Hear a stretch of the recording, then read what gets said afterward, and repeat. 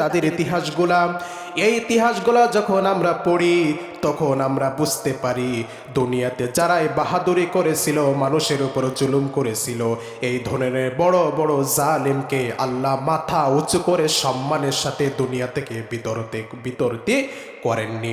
সবাইকে আল্লাহ লাঞ্ছিত বঞ্চিত করে দাফন করেছেন।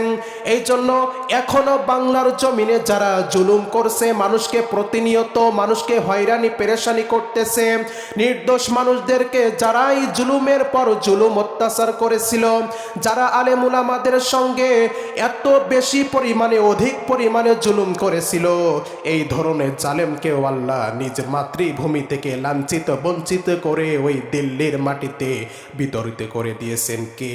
আল্লাহ। এজন্য এটা বিশ্বাস রাখতে হবে, আমি অবকাশ পাবো না, আল্লাহ আমাকে ছেড়ে দিবেন না। কেননা আল্লাহ বলছে ওয়া মা কানা